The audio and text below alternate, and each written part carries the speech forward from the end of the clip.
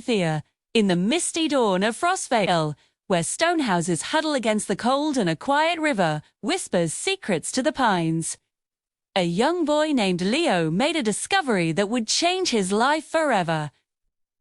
He was just 15, with a heart as kind as his eyes were green, a simple village boy out for his morning walk along the riverbank. The fog was thick that day, clinging to the ground like a soft blanket, muffling every sound except the gentle lapping of water against the shore.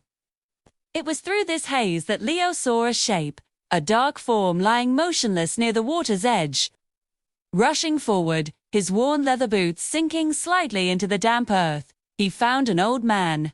He was ancient, with hair as white as the winter snow and a long, flowing beard.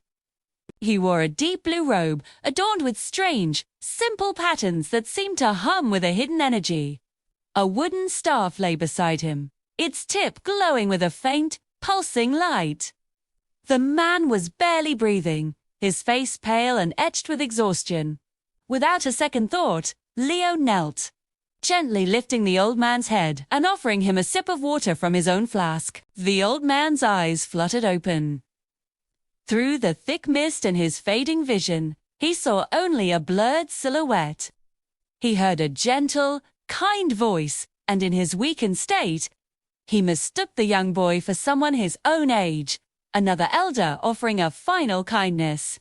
This was Aldren, the last mage of a forgotten age, his power nearly spent after a long and arduous journey. He knew his time was short, and he could not let his final protective spell, a legacy of ancient magic, die with him. He had to pass it on. Gathering the last of his strength, Aldren reached out a trembling hand, not to Leo's chest, but toward the space just before him. He began to chant in a language older than the mountains, a language of pure power, Shu. His intention was simple, to transfer the protective ward to this kind stranger, a shield against the darkness that hunted him. He meant for it to be a gift, a separate entity of magic that would guard the recipient. But magic, especially ancient magic, has a will of its own. As the spell left Aldren's fingertips, it didn't form a shield as intended. Shed. It became a cascade of soft, glowing light, like 1,000 captured fireflies taking flight. It drifted through the mist, drawn not just to the kind stranger, but to the vibrant life force of the young boy kneeling before him. The magic saw Leo's pure heart, his innate kindness, and his youthful potential. It found a new, perfect vessel. Leo watched in awe as the shimmering lights swirled around him, warm and inviting. They didn't just surround him, they flowed into him. He felt a gentle warmth spread through his veins, a tingling sensation that started in his chest and radiated out to his fingertips. It wasn't painful. It felt like coming home. The protective spell wasn't just gifted to Leo. It fused with him, merging with his very soul, intertwining with his DNA. Aldren, his last act complete. Finally let go, his body slumping as his spirit found its peace.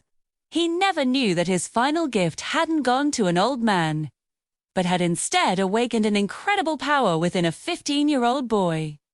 As the morning sun finally broke through the fog, burning away the last of the mist, Leo stood alone on the riverbank. He felt different.